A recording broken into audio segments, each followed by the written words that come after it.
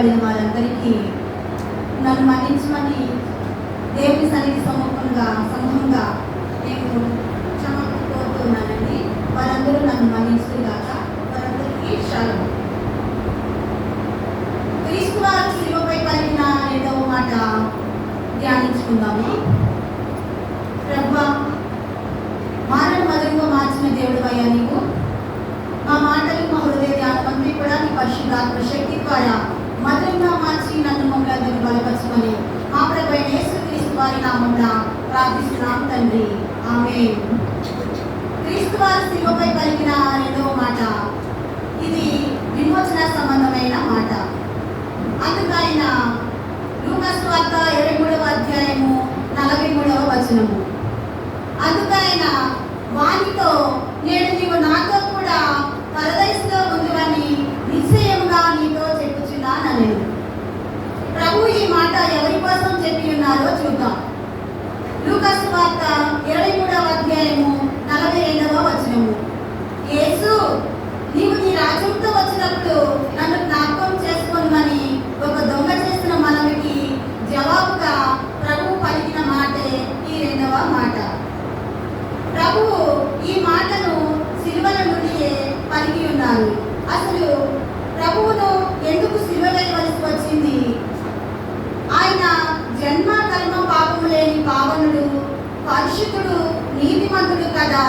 అటువంటి క్రీస్తు వారిని ఎటువంటి నైతిక విలువ లేనటువంటి ఇద్దరి బందిపోటు దొంగల మధ్య సిలువ వేసి ఉన్నారు. ఇది ఎంతో విచిత్రమైన ఒక అమానుషమైనటువంటి సంఘటన. ఒకవేళ ప్రభువును అమానుషంగా చంపాలి అనుకుంటే కనుక ప్రభువును ఒక్కరినే ఒక చోట సిలువ వేసి చంపొచ్చు. కానీ ఇచ్చట లేఖనములు నెరవేరాలి కాబట్టి ఇద్దరు బందిపోటు దొంగల మధ్య ప్రభు వారు సిలువ వేయబడి ఉన్నారు. యెషయా గ్రంథము 53వ అధ్యాయము 12వ వచనం చూసినట్లయితే, అతిక్రమము చేయని వారిలో ఒకరిగా ఎంచబడిన వారాయను, అనేకుల పాపములను భరించుచు తిరుగుబాటు చేసిన వారిని గూర్చి విజ్ఞాపన చేసెను అను ఈ మాటలు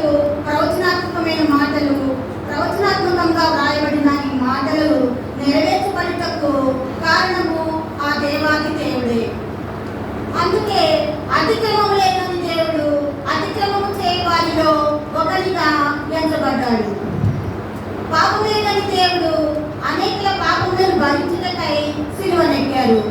సిలువలో ఎన్నో శ్రమలు కోర్చి తనను సిలువ వేసి ఎంతో అమానుషంగా చంపాలనుకున్న వారిని గురించి కూడా తన తండ్రికి విజ్ఞాపన చేయించున్నారు. అదేంటంటే, తండ్రి వీరేమి చేయించున్నారో వీరు ఎరుగరు కనుక వీరిని క్షమించమని విజ్ఞాపన చేసి ఉన్నారు. మత్తయి సువార్త 26వ అధ్యాయము 56వ వచనములో చెప్పబడినట్లుగా ఇది లేఖన నెరవేర్పు.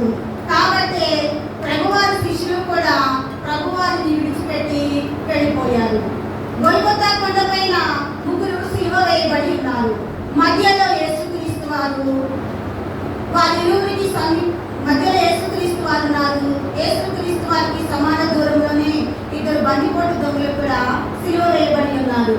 మత్తయి సువార్త 27వ అధ్యాయము 44వ వచనము, మార్కు సువార్త 32వ వచనంలో ఉన్నట్టుగా ఆయనతో కూడా సిలువ వేయబడిన బందిపోటు దొంగలను ఆయనను నిందించింది.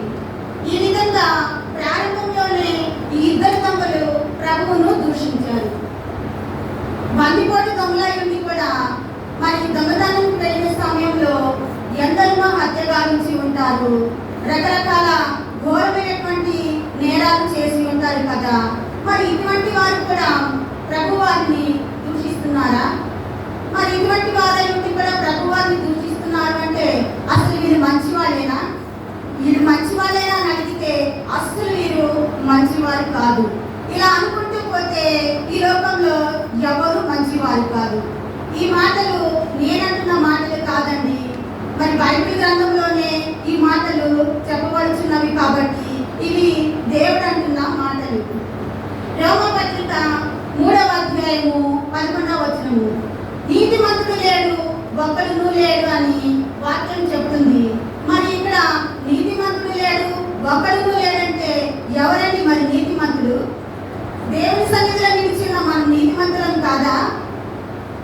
ఇలా మనల్ని మనం ప్రశ్నించుకోవాలండి. ఎవ్వరూ లేరని వాక్యమే చెప్తుంది కదా, మనము నీతిమంతులం కాదండి. ఇది వాక్యం చెప్పుచున్నమాట. మరి నీతిమంతులు ఎవరు అంటే మన ప్రభు అయిన యేసుక్రీస్తు వారు మాత్రమే నీతిమంతులు. అందుకే అనీతి స్వనీతి పరులమైనటువంటి మన కొరకు సిలువనెక్కారు, తన ప్రాణాన్ని త్యాగం చేశారు. సిలువలో ఈ ఇద్దరు దొంగలు ప్రభువును దూషించారు, హేళన చేశారు. అయినప్పటికీ కూడా ప్రభు వారు వారిద్దరికి తన యొక్క రక్షణను సమీపంలోనే ఉంచి ఉన్నారు. ప్రభువారు సిలువ యందుండి మొదట పలికినటువంటి మాట విన్న తరువాత కూడా మరి మొదటి దొంగలో ఎటువంటి పశ్చాత్తాపము కలగలేదు. తండ్రి, వీరేమి చేయించున్నారో వీరెరుగరు కదా అని ప్రభువారు మాట్లాడిన సమయంలో ఈ ఇద్దరు దొంగలు విని ఉన్నారు. మొదటి దొంగలో ఎటువంటి పశ్చాత్తాపము లేదు. కాబట్టి మరలా ప్రభువారిని తను అంటున్నారు. లూకా సువార్త 23వ అధ్యాయము 39వ వచనము. క్రీస్తు, నీవు క్రీస్తువు కదా, నీవు రక్షించుకొని మమ్మల్ని కూడా రక్షించమని చెప్తూ మాట్లాడుతున్నాడు. ఇంకా ఈ దొంగలో లోకాస చావలేదు, దుర్మార్గాన్ని విడిచిపెట్టుకుంది కాలం లేదు, పశ్చాత్తాపం అసలు కలగడం లేదు. ఎంతసేపటికి బాహ్య సంబంధమైనటువంటి రక్షణనే కోరుకుంటున్నాడు కానీ ఆత్మ సంబంధమైనటువంటి రక్షణ ఎంత మాత్రం కూడా కోరుకోలేని అంధత్వంలో మునిగిపోయాడు ఈ మొదటి దొంగ. ఎలాగైనా తప్పించుకోవాలి, ఇంకా ఏదేదో చేయాలి అనే దుర్బుద్ధి, దురాశ అతని చేత దేవుడు అనుగ్రహించిన రక్షణను కూడా తృణీకరించేలా చేసింది. కుడివైపున ఉన్న రెండవ దొంగ అయితే ఈ మొదటి దొంగను చూసి గద్దిస్తూ, నీవు అదే శిక్షా విధిలో ఉన్నావు, దేవునికి భయపడవా అని చెప్పి అతన్ని అడుగుతున్నాడు. మనకైతే ఇది న్యాయమే, మనము చేసిన వాటికి తగిన ఫలము మనం పొందుతున్నాము, కానీ ఈయన ఏ తప్పిదము చేయలేదు కదా అని మొదటి దొంగను గద్దిస్తూ తనకు తెలియకుండానే తాను ఈ మొదటి దొంగకు బోధ చేసి ఉన్నాడండి. అయితే ఈ బోధలో ఈ రెండవ దొంగ గుర్తించినది ఏంటంటే, మనమైతే ఇలా చేయడానికి అర్హులమే, మనం చేసిన వాటికి ఇది మనకు తగిన ఫలమే, కానీ ఆయన ఏ తప్పిదము చేయలేదు, మరి ఆయనకి ఎందుకు ఇటువంటి శిక్ష అని చెప్పి తను పశ్చాత్తాపంతో మరి తన గురించి తాను ఆలోచించుకున్నాడు. కాబట్టి ఈ రెండవ దొంగకు కూడా ఈ విధంగా చెప్పగలిగి ఉన్నాడు. యోహాను సువార్త 19వ అధ్యాయము 19వ వచనంలో ఉన్నట్లుగా మరి ఈ దొంగలిద్దరు ఒకరితో ఒకరు మాట్లాడుకునేటప్పుడు వీరిద్దరికి మధ్యలో ఉన్నటువంటి యేసుక్రీస్తు ప్రభు వారి వైపు చూస్తూనే మాట్లాడుకోవాలి. అదే సమయంలో మరి యోహాను 19 వచనంలో ఉన్న ప్రకారంగా మరి తలెత్తి చూసినప్పుడు ప్రభువారి తలపైన యూదుల రాజు అని వ్రాయబడిన పై విలాసమును చూసినటువంటి మరి రెండవ దొంగ ప్రభువారి వైపు చూస్తూ, యేసు, నీవు నీ రాజ్యంతో వచ్చినప్పుడు నన్ను జ్ఞాపకం చేసుకోమని మనవి చేసి ఎంతో పశ్చాత్తాపంతో ఎంతో దీనంగా వేడుకున్నాడు. కాబట్టి మరి ప్రభువారు తనని క్షమించేశారు. చూడండి, మరి ఈ ఇద్దరి దొంగల మధ్యన వీరి యొక్క ఆలోచనల మధ్యన ఎంత వ్యత్యాసం ఉన్నదో గమనించారండి. అయితే మరి ఈ ఇద్దరి దొంగలకు ఒకే తరుణం, ఒకే అవకాశం ఇద్దరికి ఒకేసారి ఇచ్చారు ప్రభువారు. కానీ మొదటి దొంగ అయితే దేవుడిచ్చిన అవకాశాన్ని జారవిడుచుకొని బాహ్య సంబంధమైన రక్షణ మాత్రమే కోరుకొని ఆత్మ సంబంధమైన రక్షణను, జీవమును పోగొట్టుకొని మరణాన్ని పొందుకున్నాడు.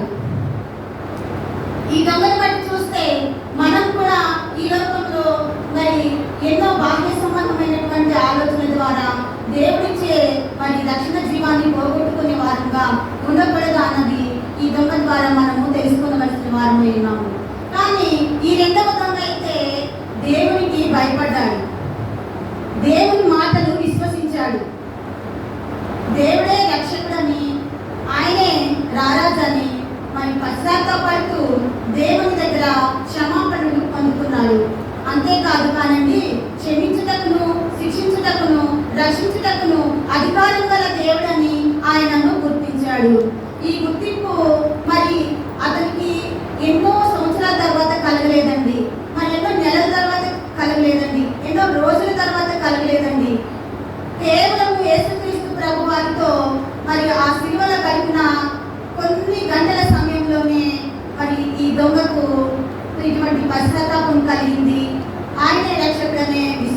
కలిగింది. కాబట్టి మరి రక్షించటకు, క్షమించటకు, శిక్షించటకు కూడా అధికారం గల దేవుడని ఆయనను గుర్తించాడు. కాబట్టి తాను దొంగిలించిన సొమ్ముతో ఏదైనా కొనగలను కానీ రక్షణ మాత్రం కొనలేడని గ్రహించాడు.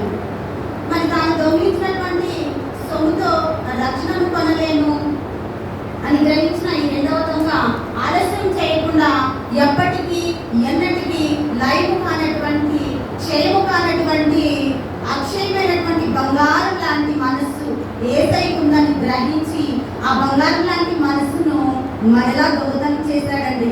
అప్పుడు దొంగతనం చేసినందుకే ఇక్కడ శిక్ష సిలువలో. కానీ ఏసై మనసు దొంగతనం చేసినందుకు ఎంత మాత్రం కూడా అతనికి శిక్ష లేదు.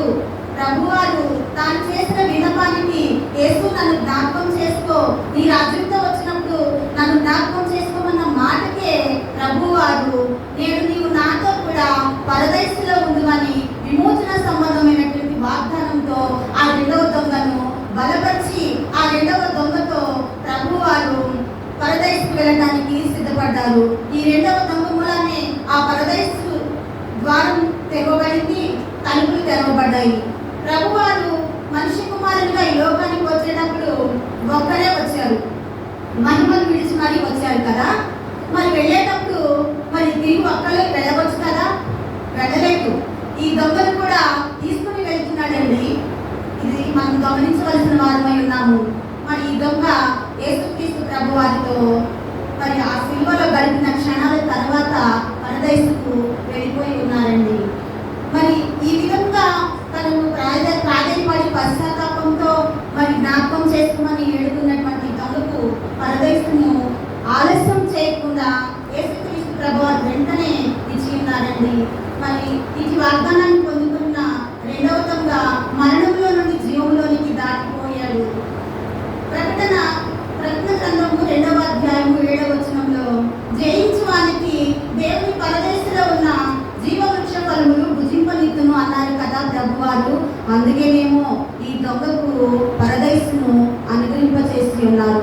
ప్రియమైన విశ్వాస సహోదరి సహోదరులారా, మన దేవుడు అర్హతను చూసే దేవుడు కాదండి.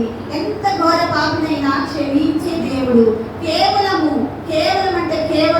పశుతుల్యమైనటువంటి మానవాళి కొరకు లోక పాపములు మోసుకొని పోవు దేవుని గొర్రె పిల్లగా ఈ లోకానికి వచ్చి ఉన్నారు. కాబట్టి నీ కొరకు, నా కొరకు, యావత్ మానవాళి విమోచన కొరకు తనను తాను తగ్గించుకొని విమోచన క్రైదనముగా తన పరిశుద్ధ రక్తాన్ని చిందించి తన ప్రాణమును అర్పించి దేవుని మనస్సును ప్రాణము అర్పించినటువంటి ఈ దేవుని మనస్సును ఈ రెండవ దొంగ ఏ విధముగా గెలుచుకొని ఉన్నాడు. మరి ఎన్నో ఏళ్ల సహవాసంలో మనము కూడా మరి దేవుని మనసును గెలుచుకున్నామా లేదని ఒకసారి మనల్ని మనం పరీక్షించుకొని మనలో ఉన్న దోషములు, తప్పిదములు, పాపములు సమస్తమును కూడా ఒప్పుకొని విమోచన క్రైదనంగా ఆ దేవుడు సిలువలో కాచినటువంటి ఆ రక్తదారుల్లో కలుగుబడిన ఆ దొంగ ఏ విధంగా మారిపోయి ఉన్నాడో మనం కూడా మరి ప్రభువారు కాచినటువంటి ఆ రక్తదారులన్నీ కూడా మరి వృధాగా పోకుండా ఆ జీవజల నదుల్లో భద్రపరచబడి ఉన్నామటండి. మరి ఆ జీవజల నదులలో ఉన్నటువంటి ఆ నీరును త్రాగటానికి ఆ జీవజల దారులు లాంటి యేసుక్రీస్తు ప్రభువారి రక్తంలో కలుగబడిన వారమై మనమందరం కూడా ఈ రెండవ దొంగ మాదిరిగా దేవుని మనసుని గెలుచుకొని ఆయన యొక్క నిత్య కృపలో మరి నిత్య పరదేశంలో ఉండుటకు దేవాది దేవుని కృపను మనమందరం పొందుకొని నడుచుకుందాం గాక.